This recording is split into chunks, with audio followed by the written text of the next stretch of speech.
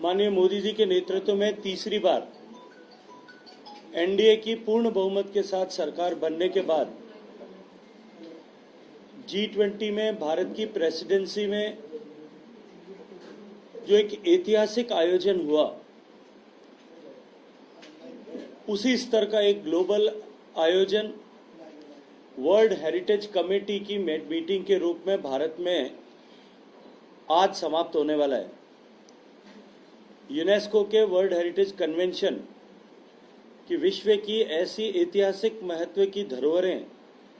जिनको विश्व धरोहर के रूप में चिन्हित किया जाए, वो पूरी किसी एक देश की नहीं अपितु पूरी मानवता की धरोहर है, पूरी मानव जाति की धरोहर है, ऐसा मानते हुए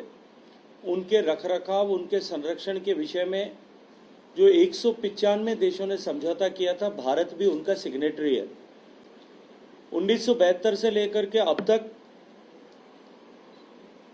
इस कन्वेंशन के तहत भारत को इसकी वर्किंग कमेटी में, जो एक तरह से इसका स्टीयरिंग ग्रुप होता है, उसमें काम करने का अवसर मिला।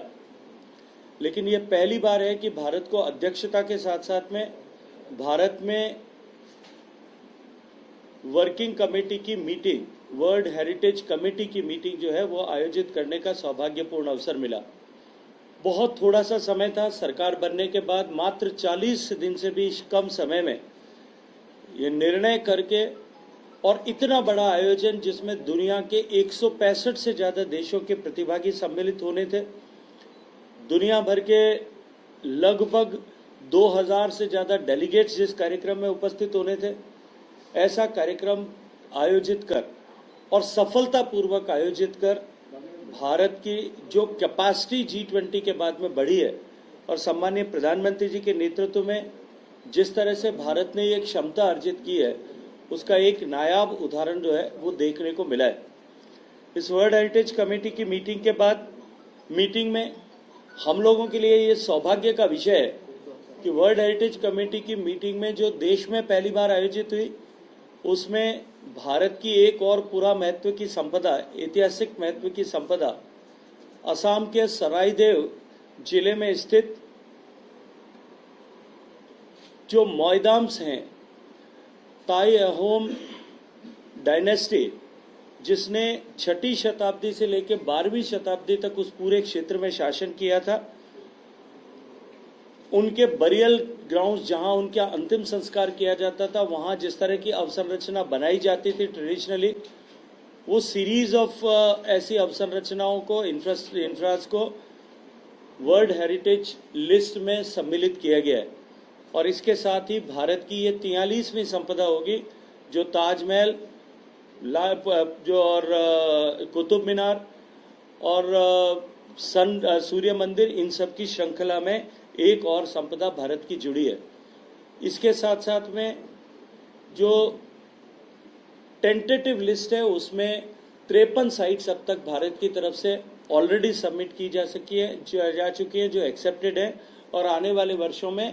उन साइट्स को भी कंसीडर करते हुए वो वर्ल्ड हेरिटेज लिस्ट में आए, ऐसे प्रयास भारत की तरफ से किए जा रहे हैं। भारत के लिए ये निश्चित ही गर्व का विषय है कि पिछले 10 वर्षों में,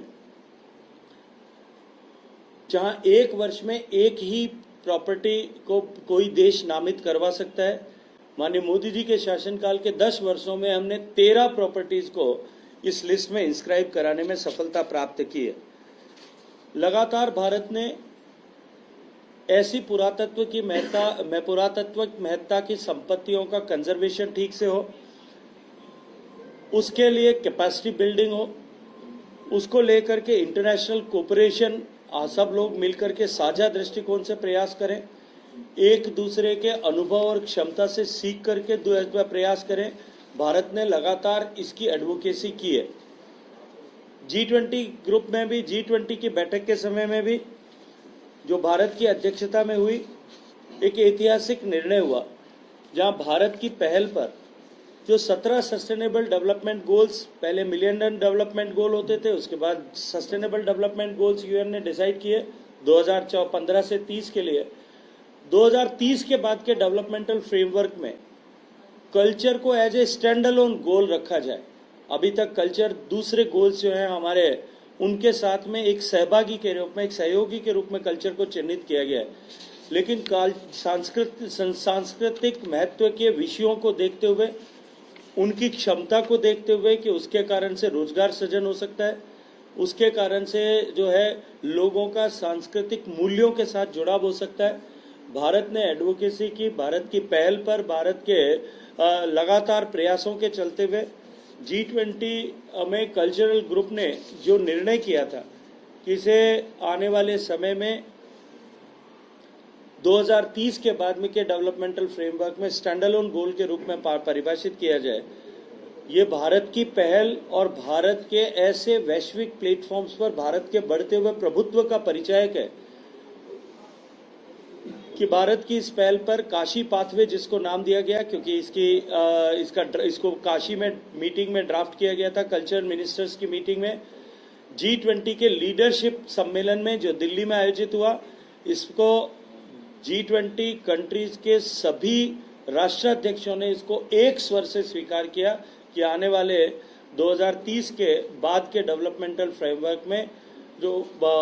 कल्चर को एक स्टैंड अलोन गोल के रूप में माना जाए, रखा जाए। ये निश्चित ही भारत की एक बहुत बड़ी सफलता है। इस वर्ल्ड हेरिटेज कमेटी के सत्र के उद्घाटन के अवसर पर सम्माननीय प्रधानमंत्री जी ने 2 विषयों पर मुख्य रूप से फोकस किया। एक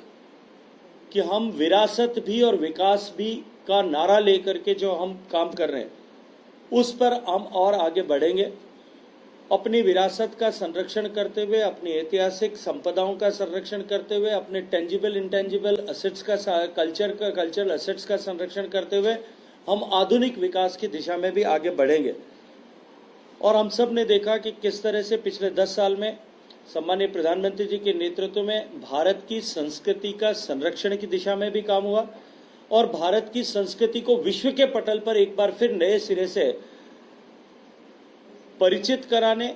उसके प्रति लोगों का रुझान बढ़ाने में भी हमने सफलता प्राप्त की है। जहां एक तरफ नालंदा के विश्वविद्यालय का पुनर्निर्माण हुआ, काशी के कॉरिडोर का पुनर्निर्माण हुआ और इसके साथ साथ में उज्जैन में महाकाल लोक का निर्माण हुआ, उसी श्रृंखला में इस बजट में भी गया के महाबोधि मंदिर और विष्णुपाद मंदिर, इन दोनों के होलिस्टिक डेवलपमेंट की जो रूपरेखा बजट में रखी गई है। माननीय प्रधानमंत्री जी का ये विषय कि हम विरासत भी और विकास भी, इन दोनों पर समान महत्व जो है दोनों को समान महत्ता देते हुए हम आगे बढ़ेंगे, इसका परिचायक है। इसके साथ साथ में माननीय प्रधानमंत्री जी ने कहा कि हम केवल भारत में, भारत के देशों के ही ऐसी पुरातात्विक महत्ता की संपदा की रक्षा नहीं करते। हम जब ग्लोबल कोऑपरेशन की बात करते हैं तब ये अधिकार हमें इसलिए मिलता है कि भारत ने अपने पड़ोस के देशों में भी जहां इस तरह की क्षमताएं नहीं है, वहां इस तरह की ऐतिहासिक महत्व की, पुरातात्विक महत्व की संपदाओं के संरक्षण में अन्य देशों को सहयोग भी प्रदान किया है, जिनमें जो है कंबोडिया का अंकोर वाट मंदिर है, चाम टेम्पल्स ऑफ वियतनाम है, म्यांमार के जो है वो बागान स्तूपाज हैं। ऐसे अनेक संपदाएं विश्व भर में हैं जिनके संरक्षण के लिए ग्लोबल साउथ देशों में स्पेसिफिकली भारत अपनी क्षमताओं के आधार पर सहयोग कर रहा है। इसके साथ साथ में माननीय प्रधानमंत्री जी ने उस अपने भाषण में एक बड़ा अनाउंसमेंट करते हुए $10 लाख की सहयोग राशि ग्लोबल साउथ के देशों में विशेष रूप से इन ऐतिहासिक महत्व की धरोहरों के संरक्षण के लिए कैपेसिटी बिल्डिंग हो सके, इसके लिए जो है भारत की तरफ से सहयोग राशि के रूप में देना ऐसा घोषणा की थी। ASI ने एक एग्रीमेंट इक्रोम के साथ में किया है, जहां इस तरह की कैपेसिटी बिल्डिंग के साथ में ASI ने जो पिछले 1.5 शताब्दी के लगभग कालखंड में जो कैपेसिटी अर्जित की है, उस कैपेसिटी को दूसरे देशों के साथ में शेयर करते हुए हम ऐसे संरक्षण की गतिविधियों को और अधिक जो है गति प्रदान कर सके, इसके ऊपर बातचीत की है। माननीय प्रधानमंत्री जी ने अपने भाषण में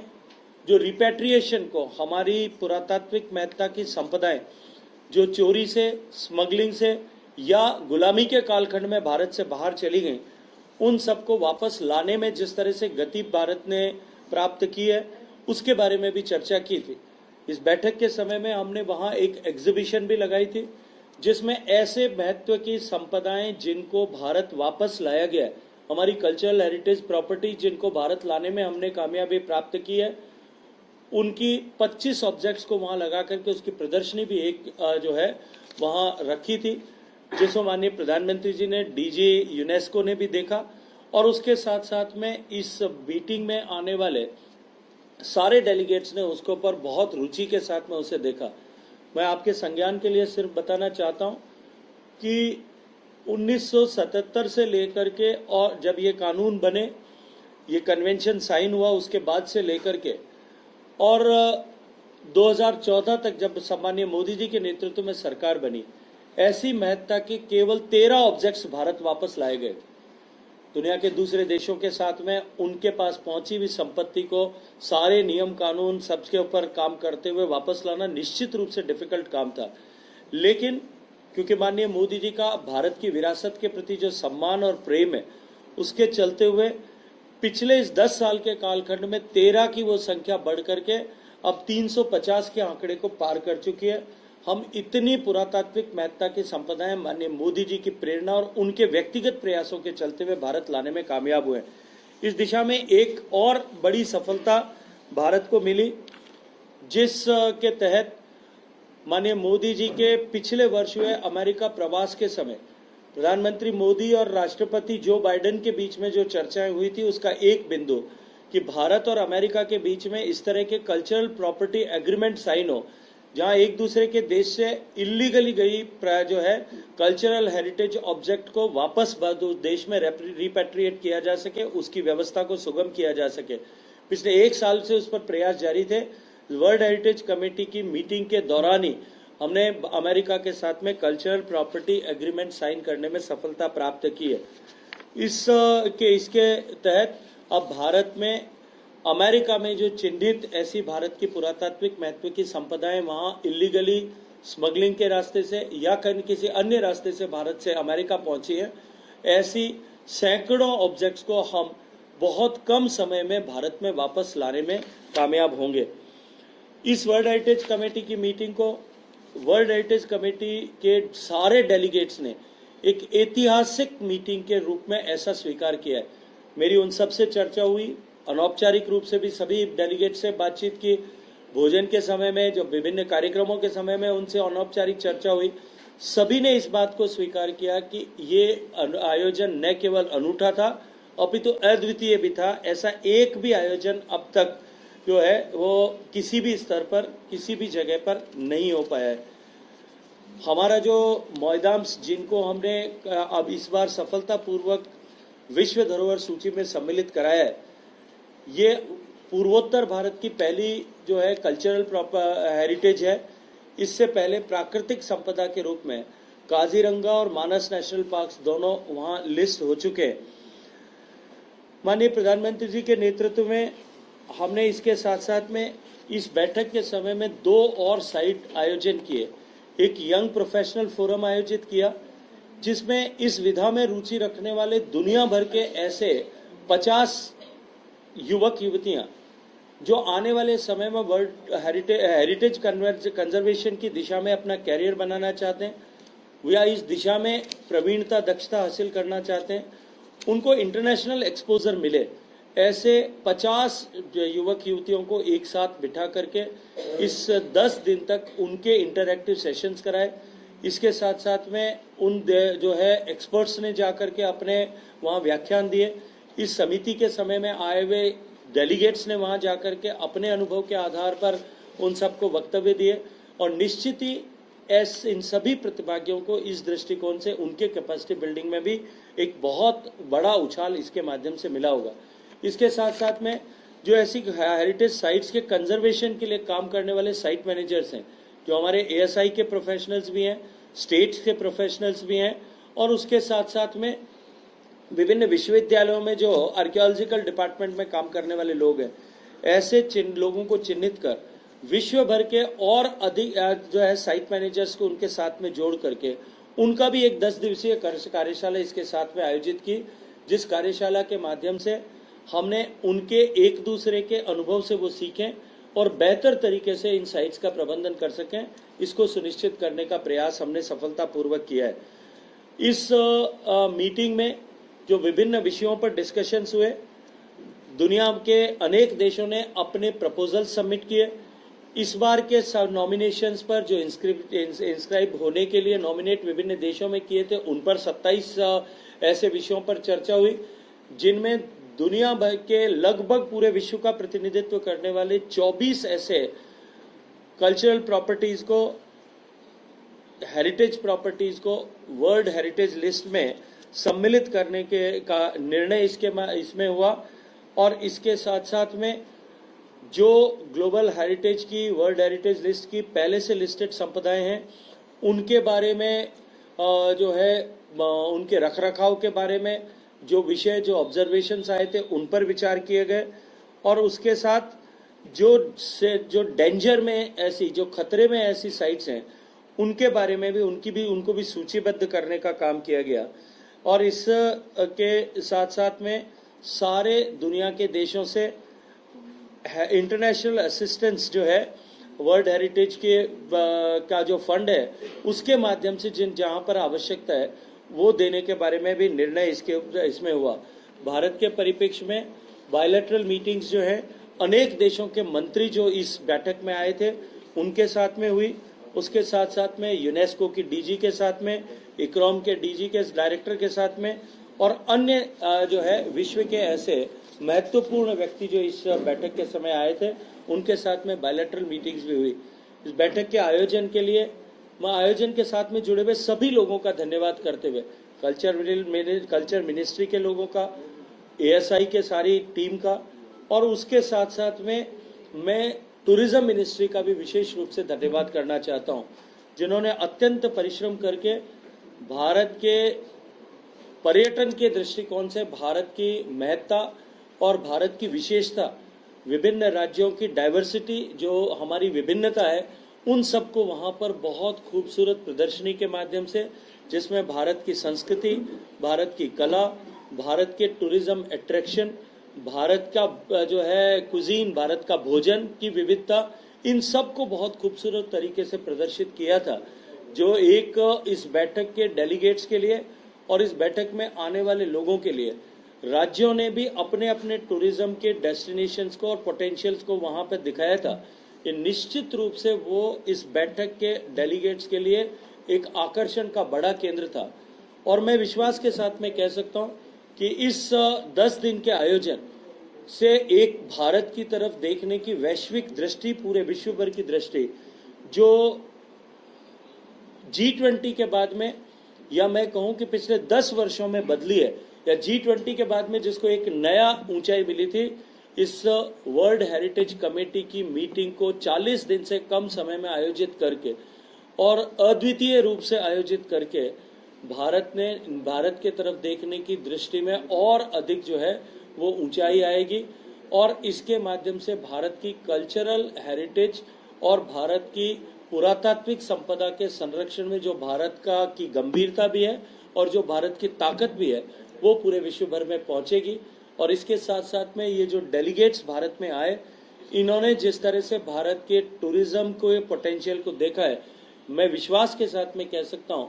क्योंकि उनमें से बहुत से लोगों ने दिल्ली की वर्ल्ड हेरिटेज साइट्स का मुलायजा किया, उन्होंने आगरा में जाकर के, जयपुर में जाकर के, और कुछ लोगों ने देश के अन्य हिस्सों में भी मीटिंग के पहले या कुछ का बाद में जाने का कार्यक्रम है, जाकर के जो भारत के टूरिज्म इंपॉर्टेंस की जगहों पर जाकर के जो दर्शन किया है। निश्चित रूप से आने वाले समय में भारत के पर्यटन को क्षेत्र को भी इसके कारण से बहुत बड़ा जो है उछाल देखने को मिलेगा।